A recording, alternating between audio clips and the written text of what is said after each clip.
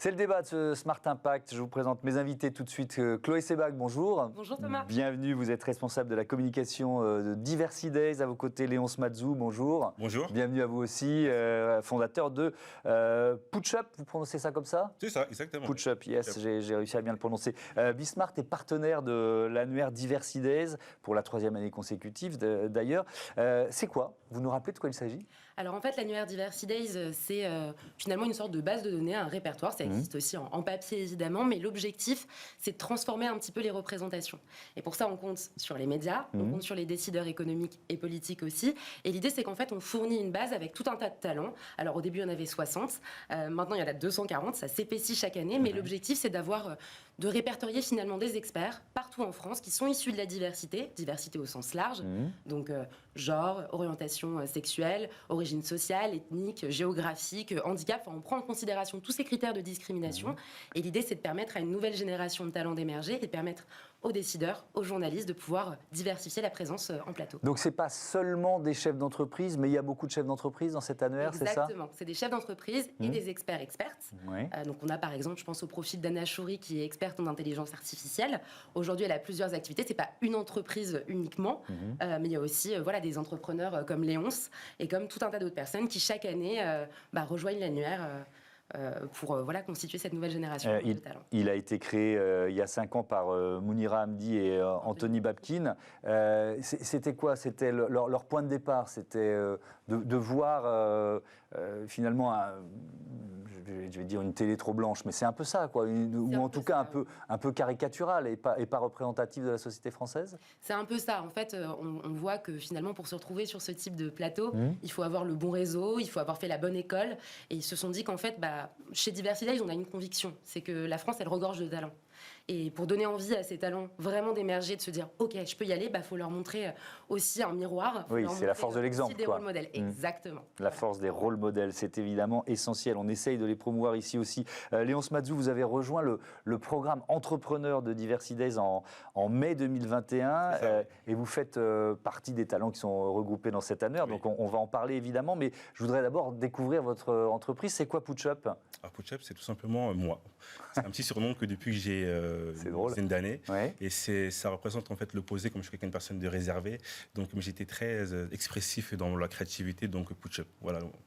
Ok, et alors c'est quoi le principe de l'entreprise ? Alors Putchup, c'est une agence de communication. D'accord. On aide les petites entreprises, les grandes entreprises à avoir un meilleur branding à 360 degrés, un logo, site internet, une page web, du print ou autre.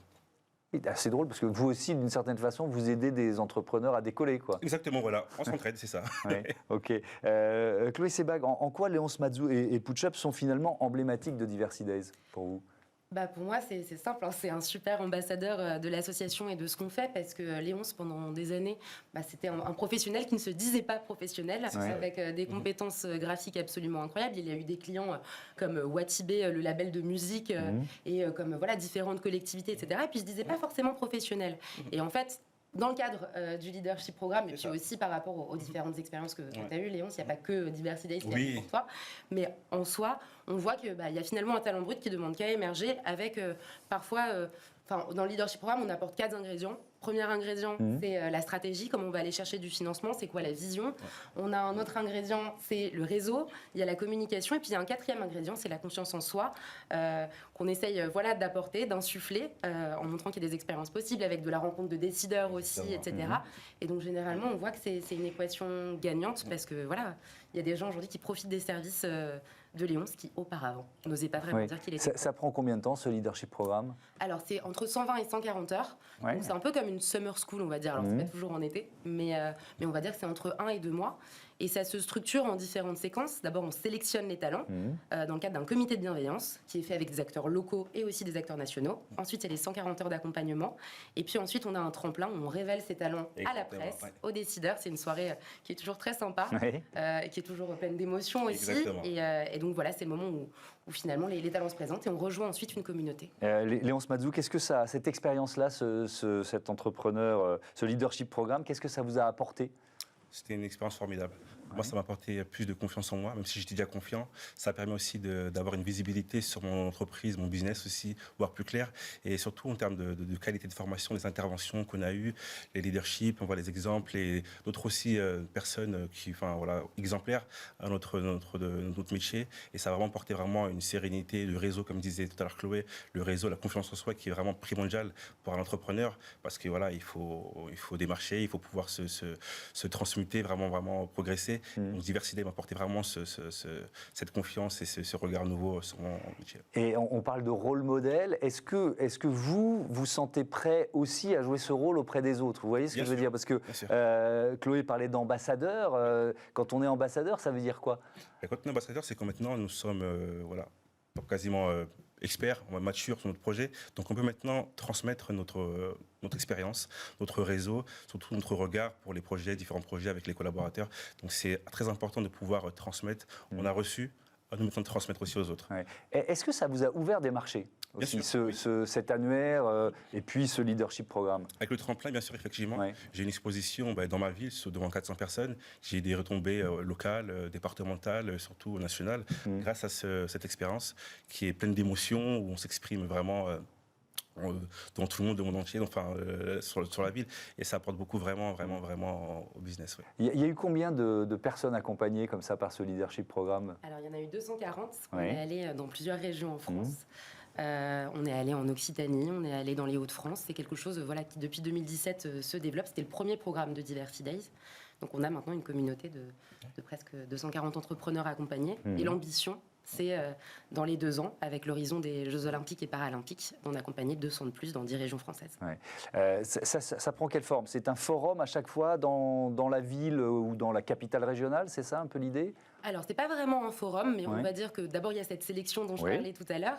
Et puis, en fait, il y a toute une durée d'accompagnement, évidemment avec le Covid, etc. C'est un programme qui à la base était très physique, très présentiel, qui maintenant est à la fois en présentiel et en distanciel. Ça permet aussi à plus de personnes de participer. C'est des promos qui sont entre 10 et 15 personnes. Et donc, du coup, à la fin, il y a un événement qui ressemble un petit peu à un forum. D'accord. Dans l'action de Diversiday, je voyais qu'il y a aussi l'idée de donner aux demandeurs d'emploi des moyens aussi de s'orienter, de se reconvertir vers les métiers du numérique. Ça fait partie de vos missions, d'une certaine façon? Exactement. Notre mission, en fait, c'est de faire en sorte que le numérique, ça soit un tremplin pour tous, que ce soit un ascenseur social pour tous et toutes. Et donc, on travaille, on a donc le leadership programme, on a aussi 2 autres programmes. Un programme qui s'appelle Déclic numérique, qui est ce programme d'orientation vers les métiers du numérique, où on accompagne pendant 2 semaines les demandeurs d'emploi. C'est un programme qu'on opère avec Pôle emploi. Ça va assez vite, mais l'idée, c'est de favoriser rapidement la montée en compétences et surtout la capacité à s'orienter, à trouver un métier ou une formation. Mais ce qui m'intéresse, c'est que c'est un secteur qui peut être... je sais pas, intimidant. Je cherche à comprendre pourquoi il n'y a pas plus de diversité finalement dans ce secteur aujourd'hui. C'est un secteur effectivement qui peut être intimidant, mais c'est un secteur aussi où il y a beaucoup de croissance. Et donc il faut s'autoriser.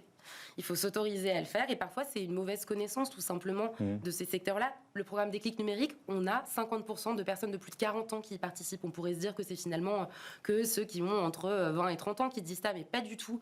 En fait, les plus de 40 ans, ils peuvent participer. On a aussi beaucoup de plus de 50 ans. On a plus de la moitié des participants qui sont des participantes. Donc voilà, on voit bien que quand on donne les bons outils, quand on donne la possibilité de comprendre comment fonctionnent ces métiers, comment on peut s'orienter, en fait, les gens, ils y vont. Il y a aussi le programme Take Your Place, c'est ça? Exactement. Alors, c'est quoi le principe de Take Your Place? Alors, Take Your Place, ça part aussi du constat que la tech manque de diversité. Et donc, du coup, l'objectif avec Take Your Place, c'est un mouvement qu'on a cofondé avec la fondation Mosaïque. Et l'objectif, c'est d'accompagner les startups pour qu'elles modifient un petit peu leur manière de recruter. Les grands groupes, ils ont déjà parfois les outils, les personnes pour les aider. Et là, on a commencé à développer avec la fondation Mosaïque ce programme qui va aller donner les bonnes astuces, des ateliers, des candidats aussi. On source des candidats qu'on propose directement aux startups. Et puis, il y a aussi une fédération de bonnes pratiques, parce que si l'écosystème veut changer, il faut qu'on y soit tous ensemble. Évidemment, partager les bonnes pratiques, ça doit être une des phrases que je prononce le plus dans cette émission. Léonce Mazzou, c'est quoi les perspectives de croissance pour PoachUp aujourd'hui? C'est d'évoluer, faire de plus en plus de rencontres, travailler à l'échelle nationale, à l'échelle internationale, faire des rencontres et travailler dans différents secteurs d'activité qui changent, de l'entrepreneur entrepreneurs, la TPE, la PME, les collectivités. On fait tout.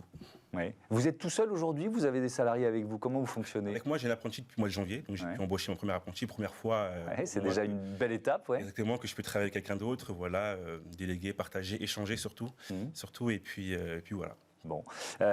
Pour terminer, Chloé Sebag, il y a différentes sessions, c'est ça? Donc on peut s'inscrire, je sais pas, il y a peut-être des gens qui nous regardent, mais ça m'intéresse, Diversity Days.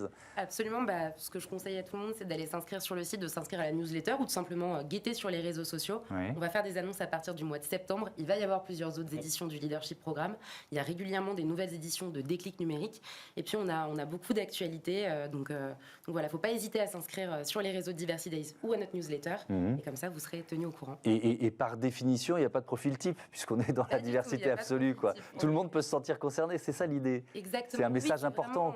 Diversité au sens large, si vous venez de zone rurale, si vous venez de quartiers prioritaires de la ville, si vous êtes en situation de handicap, si vous êtes une femme. Enfin, en fait, il y a un Français sur deux qui craint d'être discriminé en France aujourd'hui. Donc les critères de discrimination, ils sont nombreux. Il ne faut surtout pas s'interdire. Et il faut surtout nous envoyer la candidature parce que nous, on est toujours à la recherche de nouveaux profils, de nouvelles personnalités, de nouveaux projets. Voilà, on est très curieux et curieux.